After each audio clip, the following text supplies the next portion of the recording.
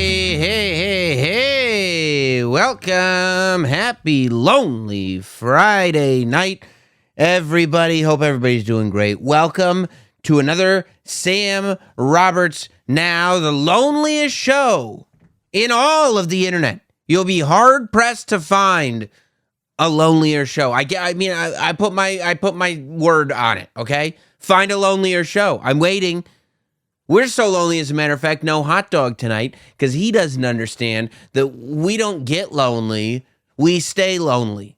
Part of living this lonely lifestyle is not having a social life to speak of. So, here we are. Welcome to the show. Hope everybody's doing great. Hope everybody's getting ready for a fantastic weekend. Let's start putting respect where it needs to be put. Rest in peace to the legend, Jim Brown. I'm talking NFL legend, Syracuse legend, acting legend, activist legend, cultural legend. There are generations upon generations of people that have just grown up realizing, hey, what's cool?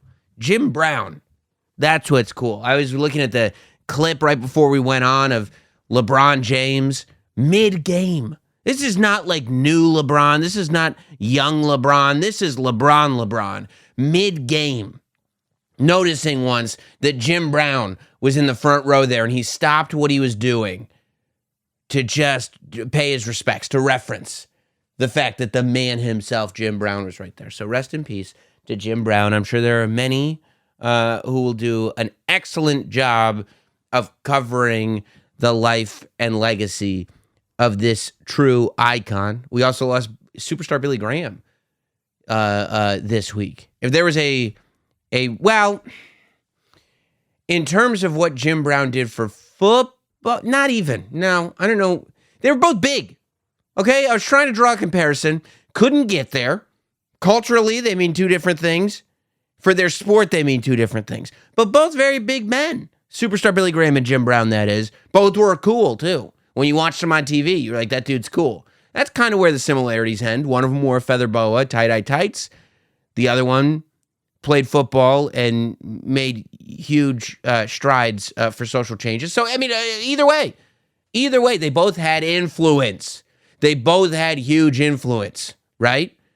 One influenced generations of people in terms of culture. And the other was super good at cutting promos because he heard Ali. He was super good.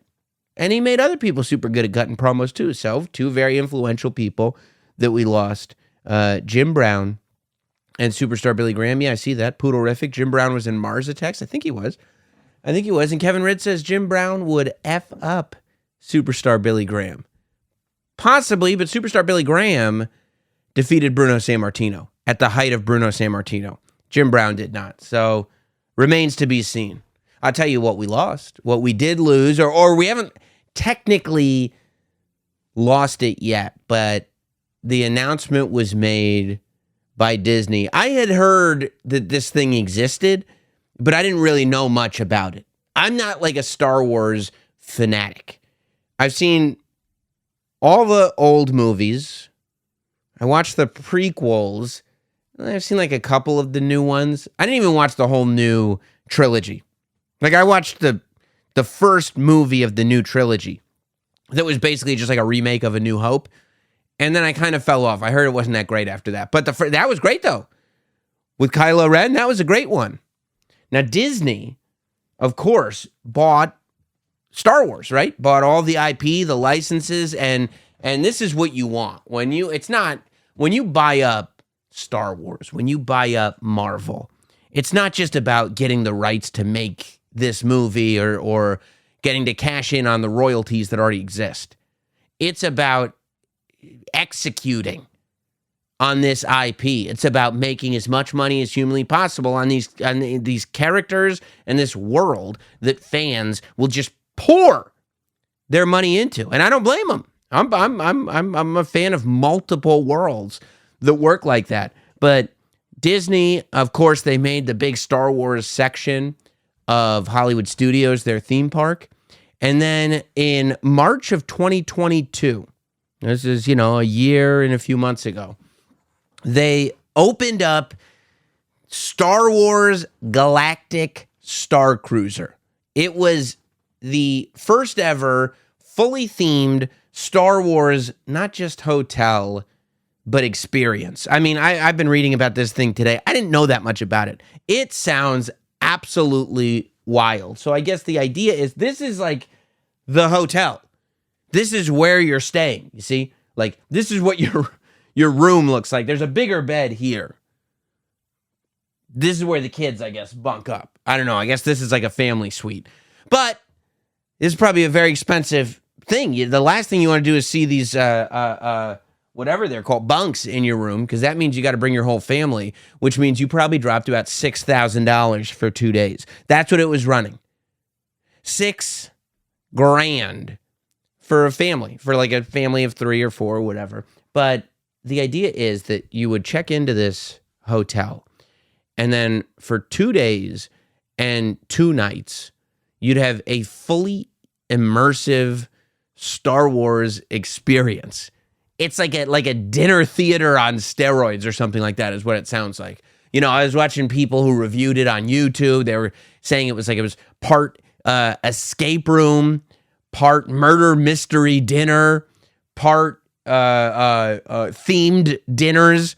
That's what you get. You get a backstory. You get actors, and these actors, right, that we were looking at, these actors that are here when you check in, look at what the hallways look like. This is the hallway to the hotel. They're like, no. You're on a Millennium Falcon. Or you're on a Galactic Star Cruiser. That's what they would tell you. It sounds like something out of like a Black Mirror horror movie. Like it sounds like something that you sign up and they go, because I was hearing about people who said this. They said the more you're into it, right, they watch you.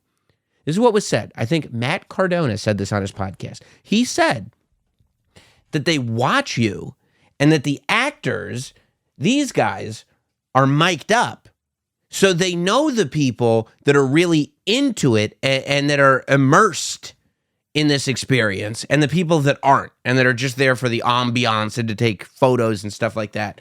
And the more immersed you are, the more the experience unfolds itself for you, which really feels like they're slowly luring you in to this really kind of strange mental experiment where you are completely separated from reality. If you want to get the most, and they're charging a lot of money, right? Even without a family, it's like $5,000 for 2 nights. If you want to get the most out of your money, you have to disconnect. You have to be with us here. You have to do everything that we say. And you go, okay. And before you know it, within 2 days, they've disconnected you from the reality that you know to be true. This sounds terrifying to me. Maybe I'm looking into it too deep. But so they said all these actors, they stick around for the whole 2 days. So it's not like, you know, you have somebody else. What's that? Pizza the Hut? That face paint? It's not like you have somebody else who is going to be wearing the same costume when you wake up the next morning and you just pretend it's the same character. It's like these actors are in this experience with you, and these actors are living as these characters because you know if these actors are mic'd up, Disney is not putting up with anyone going off book. Okay? They got like, what's his name, who wrote the newsroom back there, making sure that nobody messes up their lines. The punctuation has to be just right. So you get fully disconnected. You get to be with these actors, except be in their world, like in the characters' worlds. Audience participation, theme dining, lightsaber training. You also get lightsaber training and this sort of LARP fest. You just get to live in a Star Wars world. Now, I don't know if you would wear the same clothes that you would wear to Disney. Like, I don't know if like you can be like a fat guy in shorts and a fanny pack with thonged flip-flops on, walking around the Star Cruiser being like, I am also a Jedi. I couldn't get lost in it that way. I'd have to be like Tarantino when he shows up to set dressed as one of the crazy 88s, going like, yep, I'm part of this movie too. I'm just living in this world.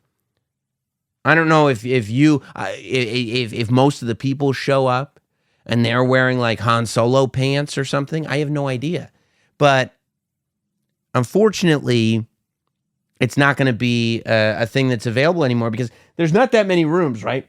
It said there's like 100 rooms total in this hotel.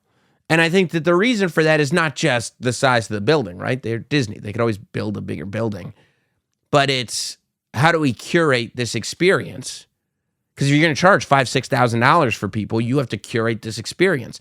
So how do you curate this experience for more people? You can't. So it's almost like it sounds like it becomes a cruise ship, but on land, which is odd because the land that you're on is Disney World. So there's probably a whole bunch of other stuff that you want to do. See, that's the other thing. People were trying to figure out what went wrong because the announcement was made, I think today, that September, the Galactic Star Cruiser is closing. They're not taking any new reservations. If you got reservations beyond September, I think they're going to call you and try to get you to spend your money somewhere else in the park or something. I don't know. But I SF says out creep them. I don't know. And B Herb says so $6,000 for dinner theater. It's Star Wars dinner theater. It looks like the doors are a spaceship. Okay? It's not just regular dinner theater. And it would be funny if you tried to out Star Wars the actors. Like if you just tried to keep one-upping them. Like Ricky Gervais in The Office when he's doing that the made-up exercise. There's a problem upstairs. If you just kept trying to one-up and one-up and one-up. No yes ending. So they say they're closing the doors. September is when the Galactic Star Cruiser experiment is over. Some people are saying it's because, look, Disney, it's far less than 1% of the people going to Disney World is who this is kind of being put on for. And Disney's not a boutique organization. Disney's whole business plan is make this net very, very wide, throw it out there, and pull back as many dollar bills as you possibly can. If you make the narrow slimmer, thinking you're just going to fill it with more dollars, it's probably not going to happen. You know, let's go for the big bills instead. No. Disney goes for the small bills. Disney goes for as many small bills as it possibly can. You go to that theme park and you tell me that Disney as a company is not trying to get as many teeny tiny small bills as they can. Disney is like a strip club, just as many singles as humanly possible. And this place is set up to take $100 bills. And I don't think they're making multiples of 100 of what they make in singles at the park. The other thing is, too, I was thinking about the people who go to the Star Wars hotel. And no matter, even if I was, like, I'm not a Star Wars fan like that, but I'm a WWE fan like that. You know, I don't know if I would pay $6,000 to go stay at the Undertaker's, you know, spa and resort. That doesn't necessarily seem like something I would do, but I get it. I get the fan culture of it. The problem is, especially if you have a family, here's what would happen, right? You're not bringing kids to the Star Wars hotel that are obsessed with Star Wars. You're bringing kids of adults that are obsessed with Star Wars. The reason you're going to the Star Wars hotel is not because little Jimmy is obsessed with Star Wars. It's because Jimmy Sr. is obsessed with Star Wars and he's trying to get his son into it. Because if your kid is obsessed with Star Wars, you'll drop like $300 on something for their birthday. Get a guy in a Chewbacca outfit to show up and, you know, shoot Nerf blasters. But if you're obsessed with it and you're trying to get your kid into it, you'll drop the $6,000. That's where you'll drop the $6,000 and go, no, it's for the kids. But here's what happens. If you bring a family to the Star Wars hotel and go, we're paying $6,000, we have to do everything, you're going to be there for 1 hour before somebody says, hey, when do we get to go to Disney World? Hey, can we ride the Tower of Terror? Can we ride Big Thunder Mountain? Can we ride the Rock and Roller Coaster? I know we can't ride Splash Mountain. Can we ride Voodoo Splash Mountain? How about the Haunted Mansion? Pirates of the Caribbean? No. Can we go to the Animal Kingdom? No. We spent $6,000 to spend the next 52 hours in the Star Wars hotel. We're here for only Star Wars. Disney World, the whole concept is that it's Disney World. Can you imagine going to Epcot and you're sitting there going like, we're going to Epcot, but we're staying in Italy. We're pizza fans in this house and we're not leaving Italy. Yeah, but Dad, there's so many more countries here. All we have to do is walk around here. Why would we limit ourselves? No, we're not leaving Italy and then we're going home and then we're coming back and we're coming back to Italy. This is why we're here. Going to Disney World and going like for the next 2.5 days, this is where you'll stay, is nuts. There's so much going on. You're hitting 2-3 theme parks a day when you're at Disney World to try to get all your money's worth. To be like, no. There's a Yoda escape room in this hotel, and I paid $6,000, so we're doing the Yoda escape room. I could see where there'd be hiccups. Maybe if you put and it's tough, right? Because where else are you going to put a Star Wars hotel that you would spend $6,000 on, right? You're already kind of used to spending through the nose at Disney. I don't know. Maybe it's just flawed. I like the idea of the deluxe sort of, this is like a dream come true for a very small number of people. But how are we going to make any money? I think that's where Disney ended up. And I mean, this Bob Iger, I think the Disney CEO, the old new Disney CEO, I think he's come back and gone, what was Chapek doing? He's got to be going through and going, no, we're not doing a Star Wars hotel.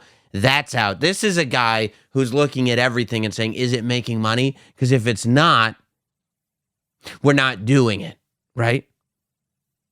Now, at the same time that they're like, we're closing this Star Wars hotel, they also announced they're pulling like 50 shows, I think they said, from Disney Plus and Hulu. I don't know what any of these shows are, to tell you the truth. But all these shows, like the, what's it called? Willow show. Yeah, I feel like it just came out. I feel like I was just hearing they're doing a series about that movie Willow.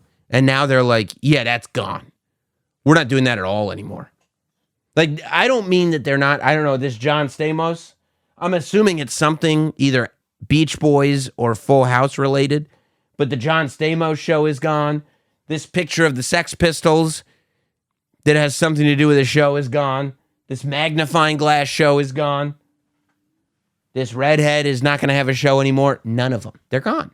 And I don't mean they're not doing new episodes anymore. I mean, they're literally pulling the series off the streaming service where you won't even be able. The Jeff Goldblum show. You know, there was like when Disney Plus first launched, they were like, and we're going to have original content. For instance, we got a show where Jeff Goldblum talks about stuff. And people were like, oh, okay, I like hearing Jeff Goldblum talk about stuff. That show's gone.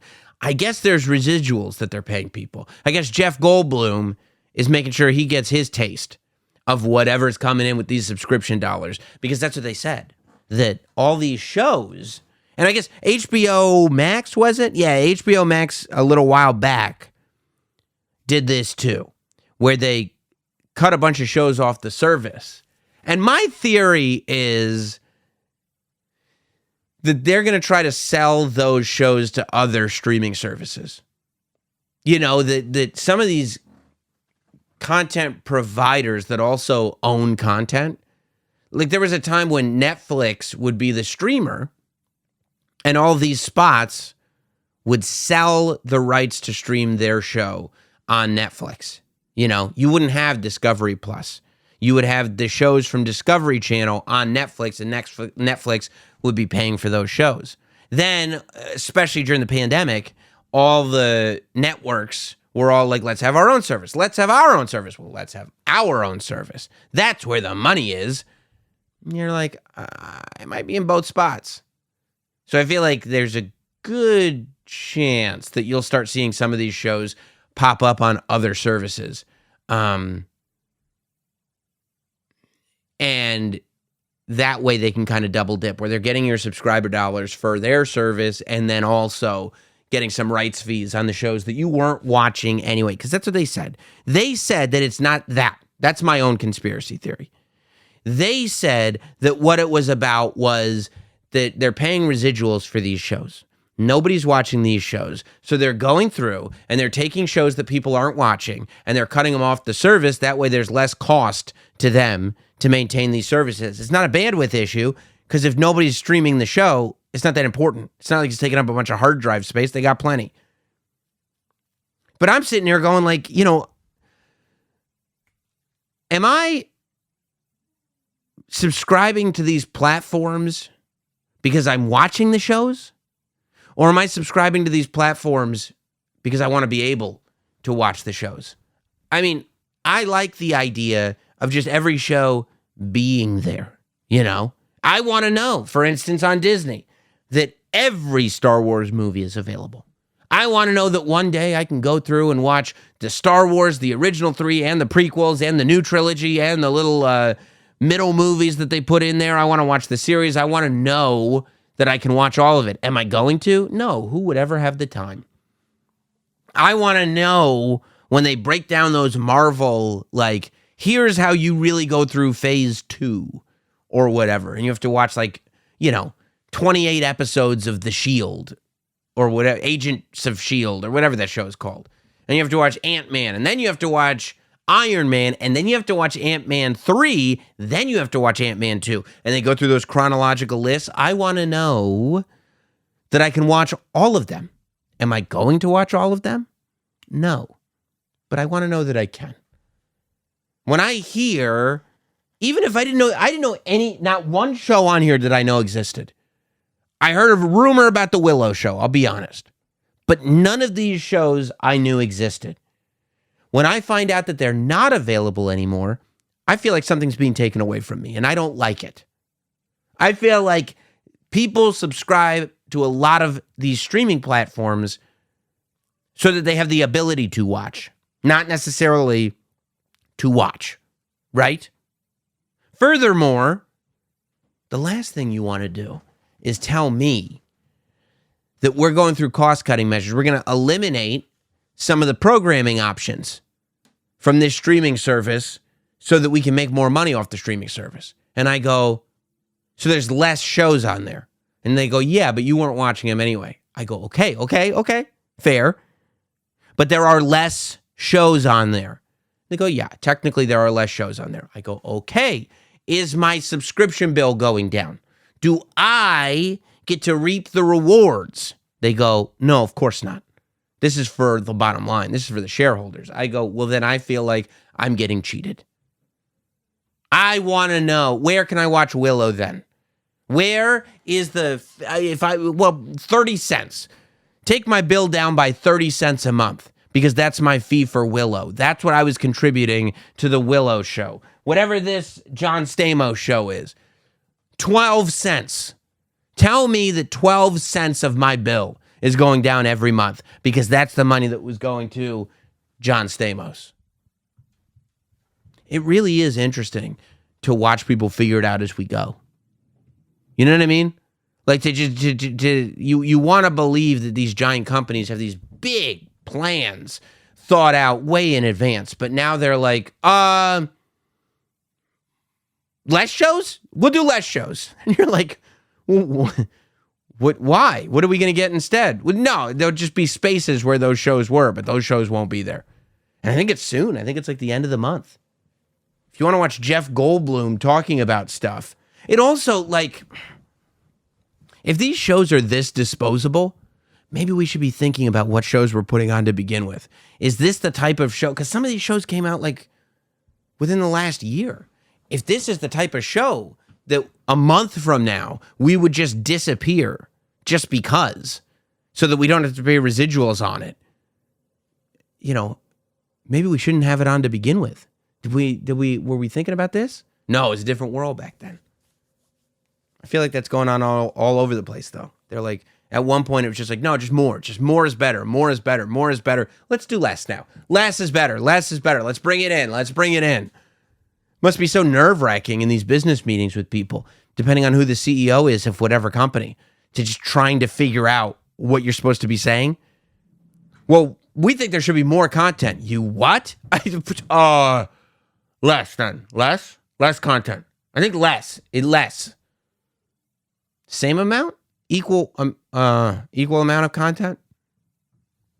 I don't know, but I feel like even though I haven't watched these shows, I'd like to know that I can. Although I do like to know that Bob Iger's in there just jumping around and making big changes. But how do you know, right? Because it's not, how do you know which shows are the ones that people won't unsubscribe for? Because again, it's not about, maybe you know if it's on their queue or something like that. Because it's kind of insulting to the shows to be like, yeah, this one ain't going to make a lick of difference whether it's here or not. Because that's how you have to do it. Theoretically, if a show has been watched more than any other show, that should be the show that you get rid of. Because how are you going to watch a show more? You're not watching shows over and over and over again, except in very rare instances. Theoretically, if everybody's already seen it, that should be the one that you get rid of. But instead, they're going like, I don't even know if anybody knew these shows ever existed to begin with. It'd be cheaper to just get rid of them. And then, yeah, I think Carly said, I can't wait till Tuesday. I'll either be totally in love with Max or be stopping the service. I guess that is the other thing, right?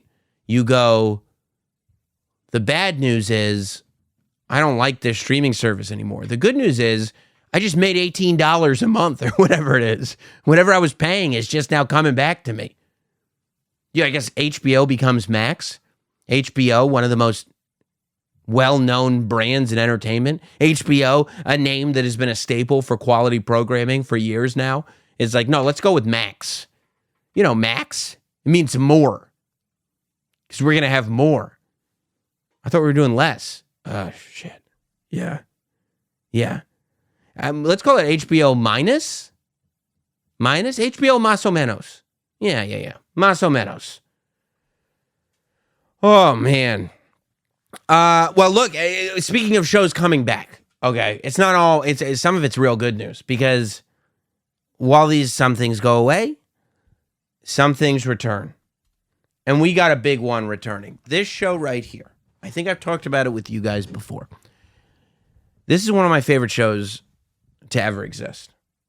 This here is the Joe Schmo Show. Introduced in 2003 to the Spike TV channel. Well, that's right. Spike TV, the network for men, was the Joe Schmo Show. And you see, I mean, not a ton of familiar faces, I guess, but that's Kristen Wiig right there. Pre-SNL Kristen Wiig. The reason none of these faces are familiar is because they're anonymous. They're all actors, but it's essential that you don't know who any of them are. Isn't that amazing? Kristen Wiig became one of the most famous people on SNL. She does Bridesmaids. She's a huge star. But in 2003, she was not famous enough that you could put her on a show where she was supposed to be not famous to trick people into thinking that she wasn't famous. And she was able to do it, no problem. She played Dr. Pat. It was great. This, my friends, is Matt Kennedy Gould. Joe Schmo, the OG, the original Joe Schmo. Now, the Joe Schmo Show, I'm sure that you guys know, is the first fake reality show. It's like Jury Duty. I haven't seen it on Amazon yet, but, you know, everybody's, I have heard people talking about it. I think we were talking about it on the radio earlier this week. I got to watch this Jury Duty show to see if it holds up to the original. My standards are high because I'm a Joe Schmo fan for years. I still have the series on DVD somewhere because it's kind of hard. I'm sure you can find it on YouTube, to tell you the truth. But the premise is that this is like 2003, right? So it's the height of reality TV, competition reality TV, Survivor, all that stuff. And it's gotten to the point where the reality TV tropes are really starting to set in. And the reality TV casts, key casts, are really starting to set in. So what do you do? Like, you know, like the stereotypes that they put in every show. So what do? Well, you kind of exploit that. You make a mockery of it. And they find this gentleman here, Matt Kennedy Gould. Matt Kennedy Gould was a guy who lived in Pittsburgh with his mom and delivered pizzas. He came across a little dopey, but unbelievably kind and genuine. He struck you as the type of person who it wouldn't even occur to him to be inauthentic. Like, this guy is just going to tell you what he thinks and to try to be genuinely kind and helpful in every scenario possible. And so the producers of this show said, that's exactly what we're looking to exploit. They find Matt Kennedy Gould and they bring him in, and they bring him into this house, and they go, Matt Kennedy Gould, you're going to be in this house with all these other random people, and you guys are going to be competing for $100,000. And Ralph Garman is going to be the host, and we're going to eliminate somebody every week. So that means you guys are going to have to form alliances. You guys are going to have to figure out the strategy of the game and all this stuff. And what he didn't know is, save for Matt Kennedy Gould, everybody else on the show are actors. They're all completely lying to him. Now, they tried this show a few times, right? They did this first season, and it is as good a season of TV as you'll ever. It's Sopranos level for reality TV. It's as good as you'll ever find a show. But they've never been able to replicate it. They did Joe Schmo 2, and it was like a takeoff on like Bachelor type shows where they had like two people. They had a guy and a girl who were getting lied to, but the girl figured it out like in 2 episodes. So they were like, okay, now you can join the cast. And it was terrible. They did a 3rd season of Joe Schmo where it was like supposed to be like a takeoff of Dog the Bounty Hunter, where they were making people do bounty hunter type stuff. And it was just like you couldn't get into it. And I think the reason you couldn't get into it is because you didn't have this guy, Matt Kennedy Gould. I mean, at one point they did a talent show, right? And in the talent show, he beatboxes. And it's like bad beatboxing. It's not good. And you realize that he beatboxed in his audition tape. Like when they went out to Pittsburgh and they found him at like a community basketball game or something, he started beatboxing for them. And they heard that. And you realize that they must have crafted this whole talent show around this beatboxing that they heard in the audition tape. Because why else? I mean, he's the only one who actually had to have a talent. The rest of them were all faking it. But this is the moment. He goes through the whole show. People are getting eliminated. He's starting great friendships with people. Oh, that guy's my best friend on the show. Oh, I don't know. This person's my enemy. He's crying when people are getting eliminated. He's showing great empathy. He's an empathizer. He's an empath. Showing empathy for people when they have these problems that don't even really exist, but he doesn't know they don't exist. Listen to this. One of the great moments in television when he realizes this is not a real show. What? Matt? What is going on? What is going on? Oh, like that's what it sounds like when a person mentally breaks, right? When they're just like, no, my brain is broken. I don't understand. This is what I was talking about with that Star Wars hotel. When you get separated from your reality and you just live in this LARP, at some point in time, the detachment becomes real. And it becomes like this thing where I feel like it can probably be very psychologically damaging. As was the case for Matt Kennedy Gould. They talked to him. You know, he's a very private guy now. I told Travis he should go try to find him because I want to interview him.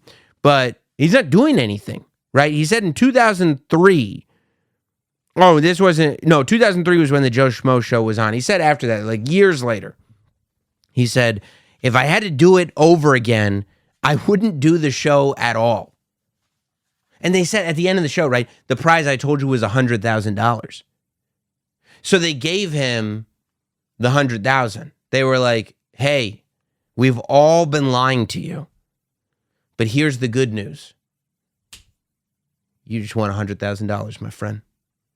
And it's like, what? You can't just fuck with me for weeks and weeks. Turn my life upside down. Make me question everything. and then just give me a bunch of money and go like, yeah, but we gave you all that money. Don't forget. That's crazy. That's so crazy. Can you imagine the trust issues this guy has now? Who knows who's lying to him? He says this. If I had to do it all over again, I wouldn't do the show at all. Honestly, the show made me feel dumb. Poor guy. And I never felt like that before. I did it because I needed the money. You needed the money. I lived with my parents. I had just dropped out of law school. I was a regular pot smoker. Bob Saget would not believe that you had a problem with marijuana. I didn't want to work. And after the show, I got $100,000 and signed a development deal with Spike. I love that Spike was like, don't worry. We're going to make you a star, my friend. You're the next David Schwimmer. Confirmed. He says, I went to California and I was supposed to do all this stuff and I just didn't do it. I was so embarrassed about the whole premise of the show that I never wanted people to think, oh, here's this guy who didn't even know the show was about him. It's a big joke. And now he's some reality star trying to be a TV host. I mean, he's probably overthinking it, but that's not wrong, right? Like, there were two takeaways from the show. Oh my God, this guy is such a nice, genuine person. There was one part of the show that was uplifting. There was this one part of the show where you looked at this Matthew Kennedy Gould and you were like, oh, human beings can have kindness. Human beings can care. They can have empathy. These are all such great traits. And then this other half where it's like, ha, ha, ha, we got him. He's so dumb. He doesn't know we're all lying to him. And I don't know. Both of those were existing simultaneously. It was a really weird experience just to watch it. So I can't imagine living it. He says, so I holed up in an apartment in Santa Monica and spent a lot of money on marijuana and alcohol. I lived there with a girl who broke up with me. The next day I flushed a half ounce of pot down the toilet. That feels a little dramatic. I'm never smoking weed again. Packed my car, came home to Pittsburgh, and I got help. See, they try to make it seem like, oh, he needed help with his marijuana addiction. He did not need help with his marijuana. The marijuana had nothing to do with it. He needed help from the psychological damage that living in an environment where everybody is lying to you for weeks on end does to a person. Especially when it's televised and the whole world's about to find out. I haven't done drugs or alcohol for 4 years. It doesn't have anything to do with that.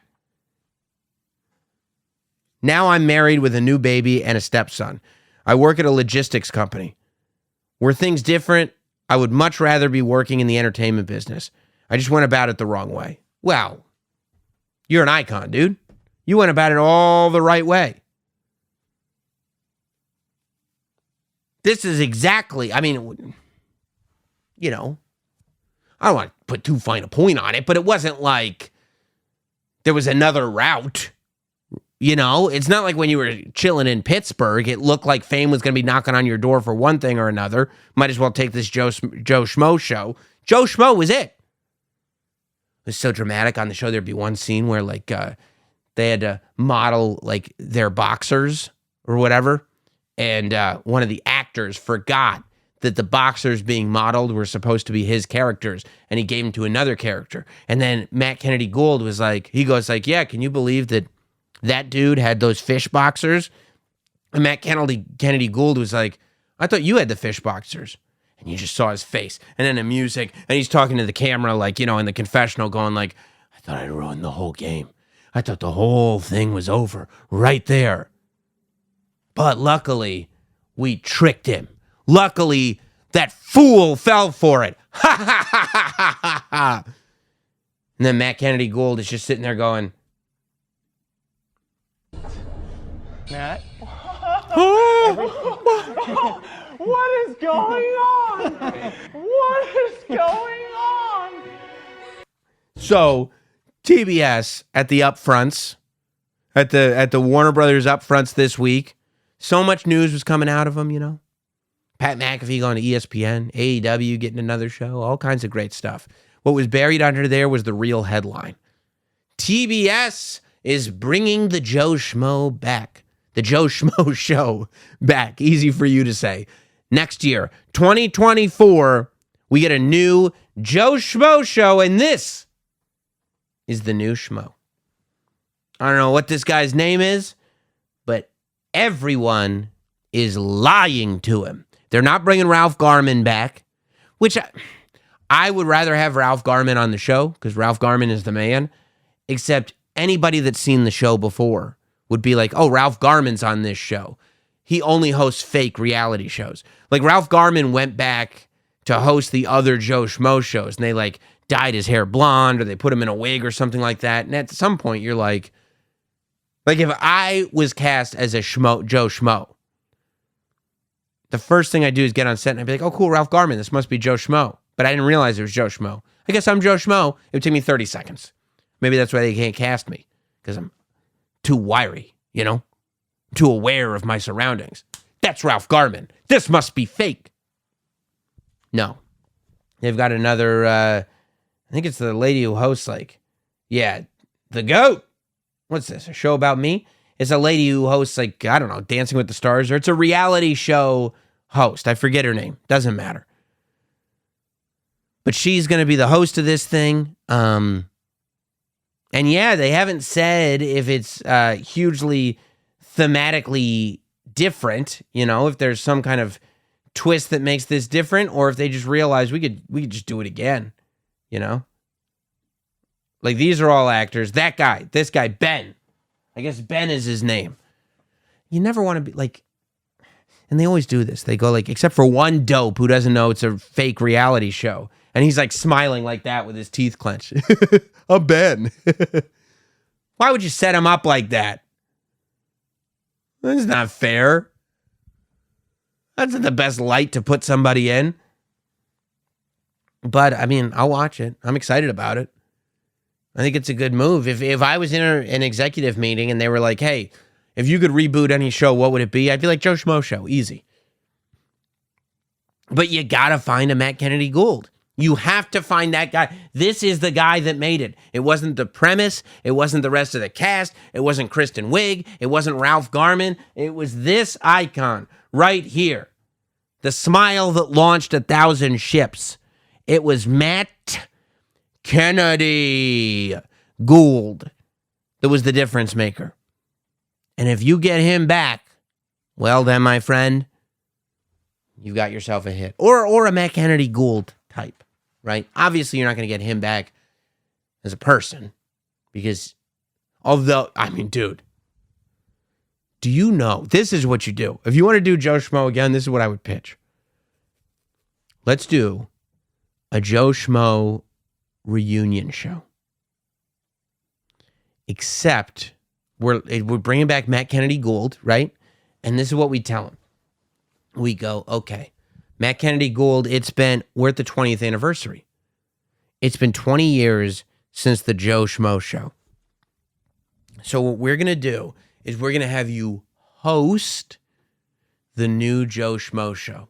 And we're going to put you in a ridiculous wig and a fake mustache, and we're going to do all this stuff so they don't know it's you, right? But you're going to be the host. And then that's going to be the big reveal. You're gonna take off your wig and you're gonna take off your mustache and you're gonna go, surprise, it's me. This is the Joe Schmo Show. And he'd go, oh, that's a great idea. And he'd do it, and he'd wear the ridiculous mustache and the dumb wig, and he'd go through every single episode of the show. And then finally he'd do the big reveal, and he'd rip the mustache off, and his little hairs would come off. He'd go, ow, well, and he'd rip the wig off, and he'd go, it's me, Matt Kennedy Gould, and this is the Joe Schmo Show. And then the contestant that the joke was on would look at him, and he'd go, I know that, you fool. We lied to you again. Gotcha again. There is no Joe Schmo. It's you again. And then he would be over there going, What? Matt? What is going on? What is going on? get him again. That's the key. If you're going to do Joe Schmo again, you're going to have to trick. And I love Matt Kennedy Gould. I don't think it's the right thing to do. I just told you that. This is a terrible thing to do to a human being. But if you want to do the show, you got to do the show. And that's the show. Tricking this specific person. Especially if you make him think he's the host. And he's got to wear a stupid mustache And then he like dramatically rips off the mustache. And then he finds out it was a prank again. We got you twice, you big idiot. And then you have to twist it to be like, and then we gave him $100,000 and told him what a nice guy he was. So don't worry, we're not bad people. It'd be great. It'd be awesome. I would pay so much money to watch them get him again. I think it'd be great. Speaking of repeating mistakes, huh? Speaking of repeating mistakes, how about the future of the NBA, Ja Morant? Now, we were talking a little bit about Ja Morant on Jim and Sam, but there's new information in the Ja Morant case. So Ja Morant is, of course, one of the great prospects. Well, not even a prospect anymore. He said he's an incredible NBA player, but he's young, right? He's like 23 years old or something like that. He plays for the Memphis Grizzlies, and he's just crushing it, right? He's in the playoffs. Everything's going great. Except in March of this year, he was on Instagram. This is from March, and he was in a strip club, and he was brandishing a firearm. And they were like, you can't do that. And he was like, why not? And they said, well, for starters, you're on Instagram Live. You can't brandish a firearm in a strip club on Instagram Live. And he goes, what? Just because I'm a basketball player means I can't go to a strip club? And they go, the firearm is the problem. And he goes, oh, okay. I didn't even think about that. Adam Silver, the commissioner of the NBA, sits him down in his office and goes, look, Ja Morant, you know, this could have ended so horribly. This is such a risky thing to do. You could hurt somebody else. You could hurt yourself. This could be terrible for the league. You just, like, we're looking at you as a key part of the National Basketball Association. Who knows? Over the next 10, 15 years, we want to build this organization with you, but we can't if you're doing that. And he goes, I understand that. And he said, it wasn't my gun, but I don't condone it, and I take full responsibility.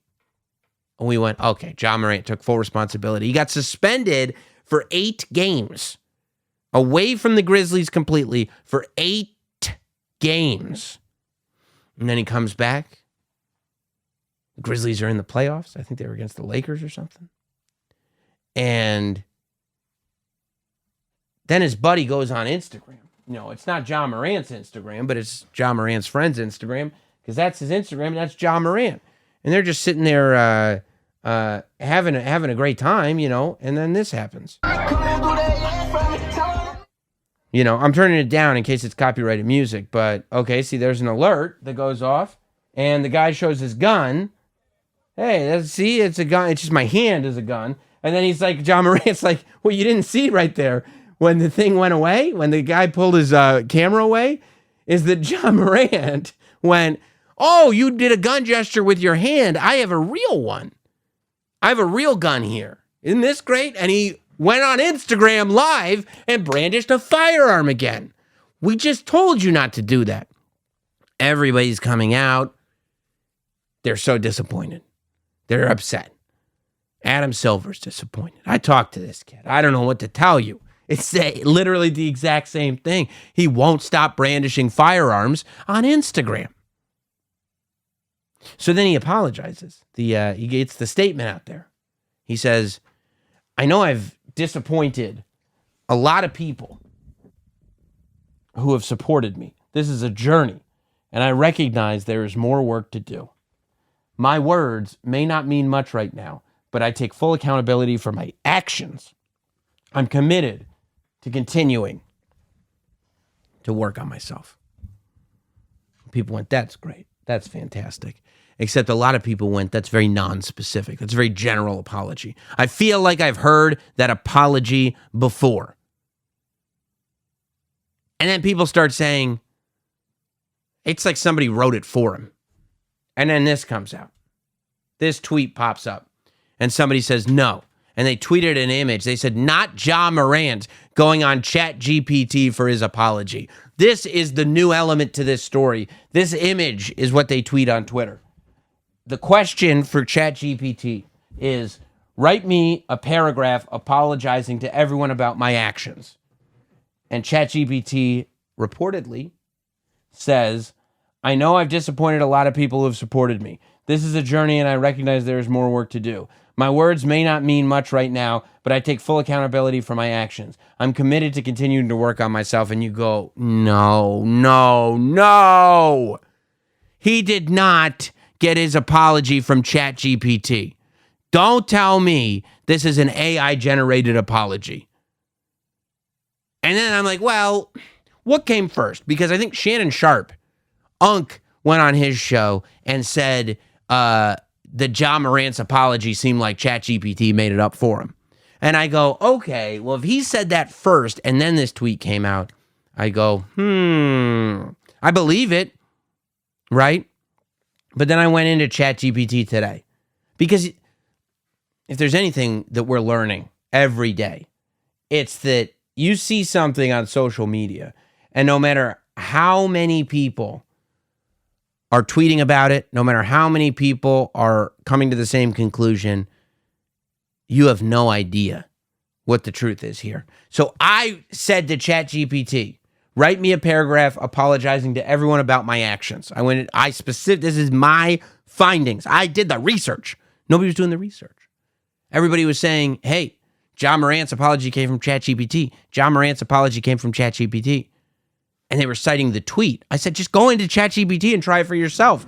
And then see, you can already see there's more words here. This is what ChatGPT wrote for me. And by the way, if I ever do have to make a public apology, I want you to compare it to this video because this is the one that I'm going to be using. I'm writing this heartfelt apology. As a matter of fact, put this video on record right now. I'll probably just publish this video in the future, okay? I'm writing this heartfelt apology to express my sincere remorse for my actions. I am deeply sorry for the pain, hurt, and disappointment I have caused. My behavior was inexcusable and does not reflect the person I strive to be. I recognize that my actions had far-reaching consequences and affected each of you. I want to take full responsibility for my mistakes and assure you that I am committed to making amends and becoming a better person. I understand that words alone cannot undo the harm I have caused, but please know that I am dedicated to personal growth and positive change.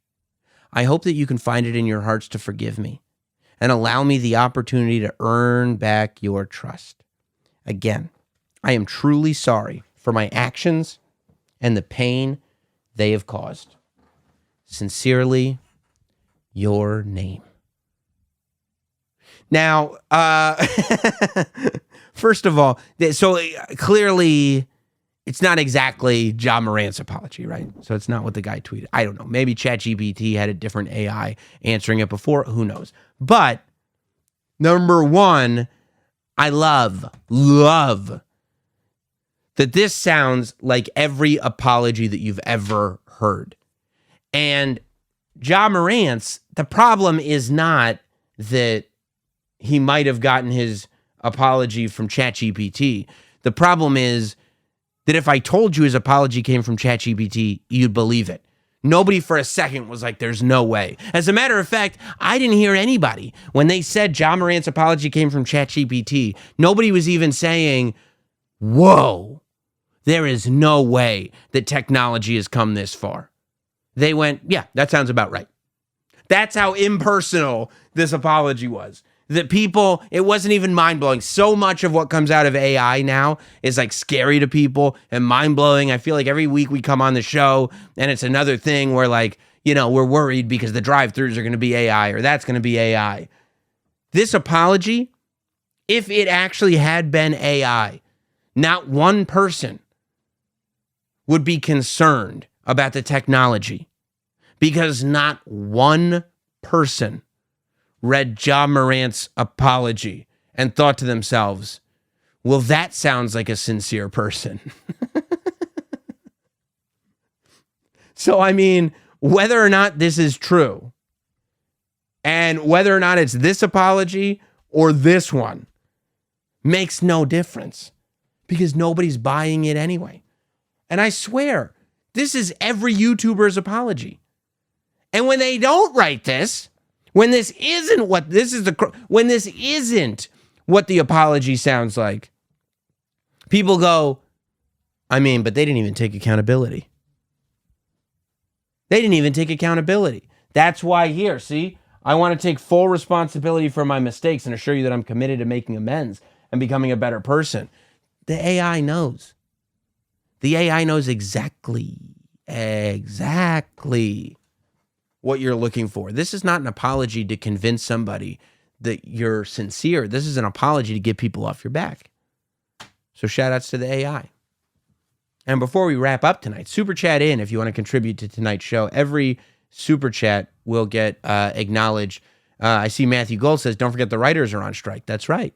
Maybe that's why Joe Morant had to get AI to write his apology, because he didn't want to be a scab. He didn't want to cross the picket line. So maybe he went to ChatGPT. I don't know. But can we send a little positivity Pat McAfee's way, huh? Pat McAfee, talk about the upfronts, made the big blockbuster announcement that the Pat McAfee show that has been dominating on YouTube every day for the last couple of years is going to be moving to ESPN, that he's leaving his deal with FanDuel, and that he's signed a deal with ESPN, multi-million-dollar deal, to have his daily show appear on ESPN, ESPN Plus, I believe the ESPN app, and ESPN's YouTube channel.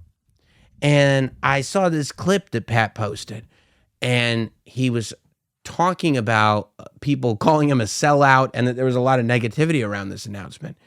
We got to let our guys win. You have to let the people that you support win. It's not Sam Miguel, right? Sellout Pat. What do you want to happen? Do you want everything to just stay exactly the same?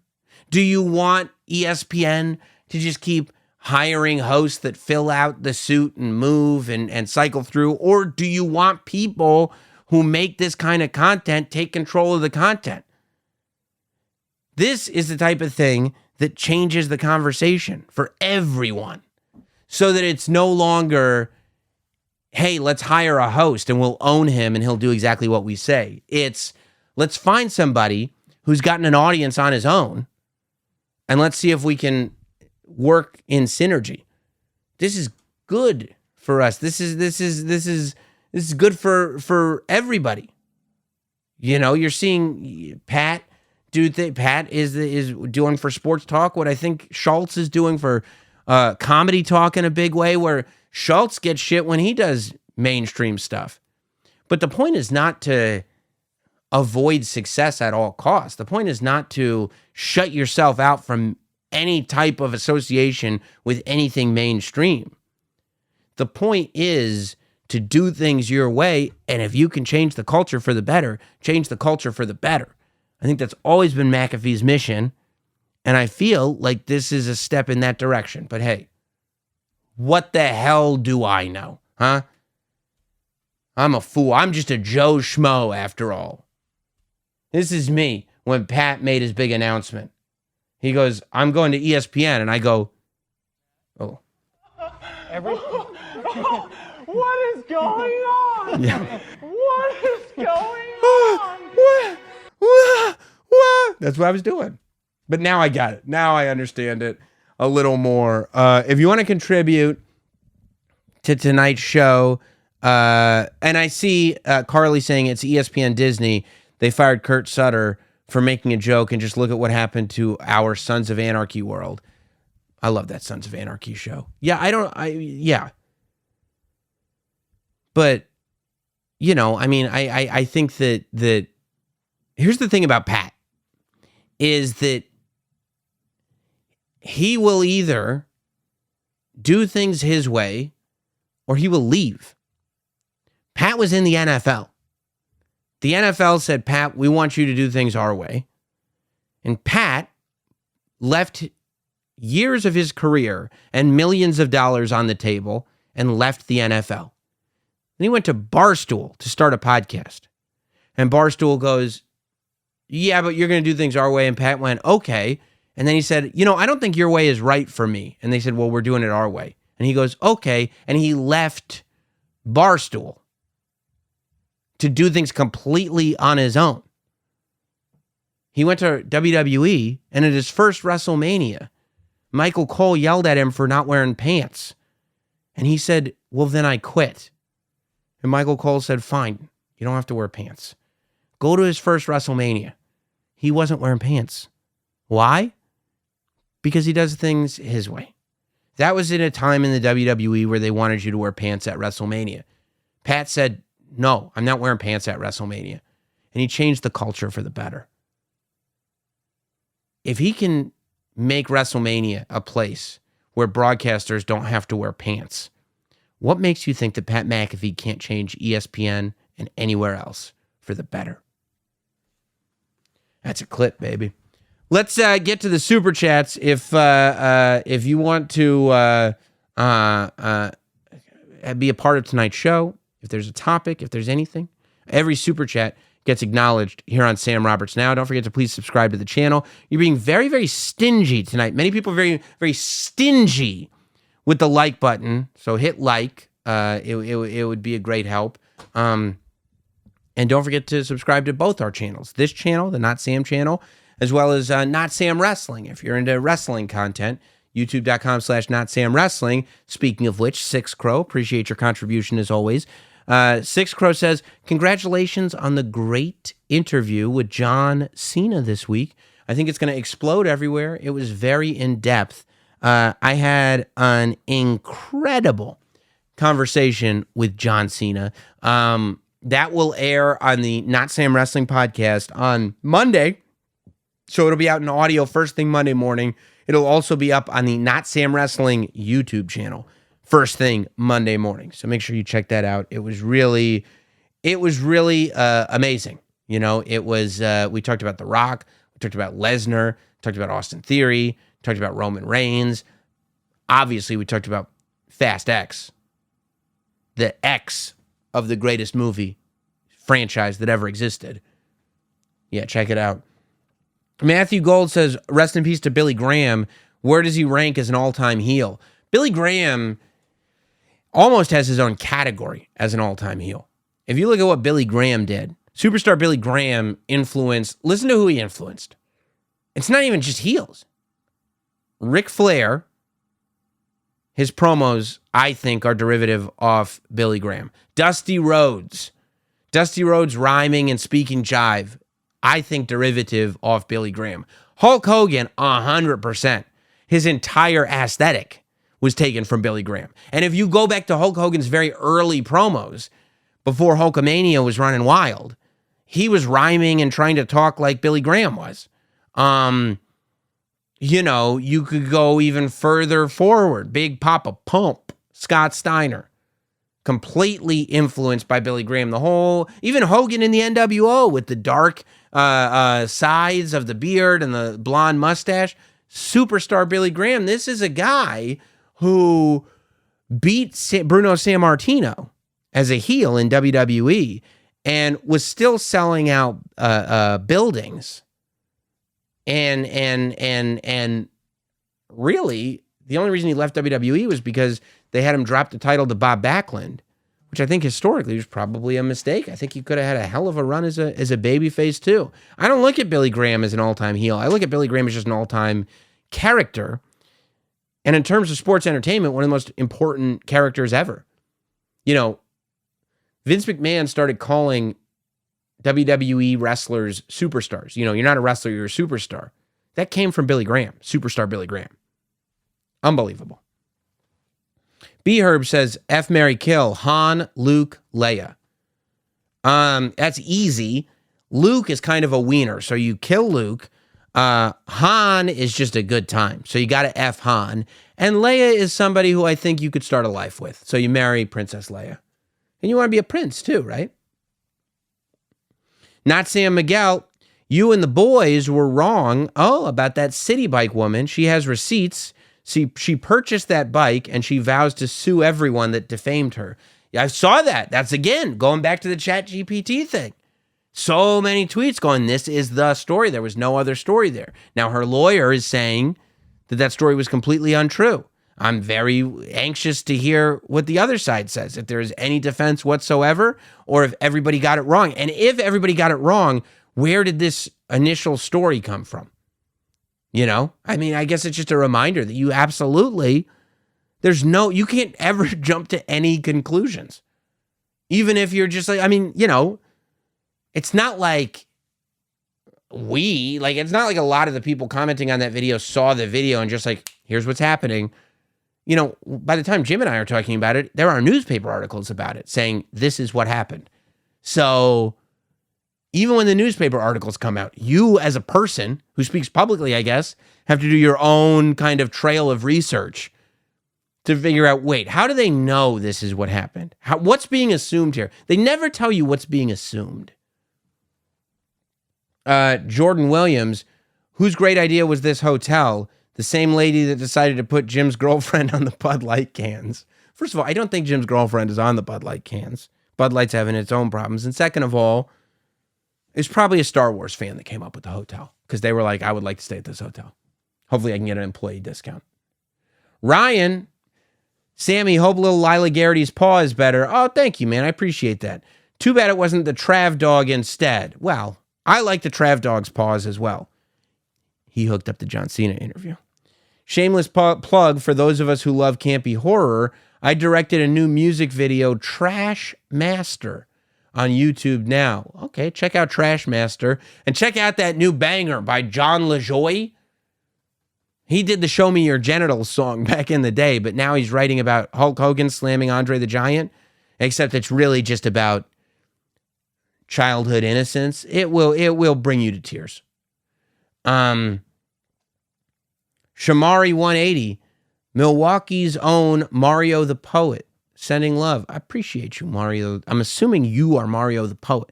And if that is the case, I appreciate you. Justin Lopeman Dobson, Sam and Hot Dog are my heroes. I don't know what that says about me, but hey, you know what it says? It says that you, my friend, have great judgment. PHWOFL, hey, not Sam. Have you called Travis to make sure he's okay now that the hotel is closed? Is there any chance you'll bring Lila Garrity on the show? Well, Lila Garrity has stitches in her paw, so I wouldn't want to bring her down the stairs right now, but I would love, she doesn't listen to direction well, but I would love to have Lila Garrity on the show sometime. Justin, again, did Sam ever get my email? Just curious. I have no idea. Don't know. I guess not, because I don't remember it, but you can go to notsam.com and write in the feedback box. I'll get that. Unless that's what you did and I didn't get it, then what can I tell you? Poodlerific, still hoping Sam has his first due with Soder, laughing his butt off at Soder's wrestling impersonations. You know what's really funny about Soder's wrestling impersonations? There's a video on my channel of Dan Soder doing his Macho Man impression. And while Soder's doing his Macho Man impression, I start doing a Hulk Hogan impression. Now you have to look at the date on this video.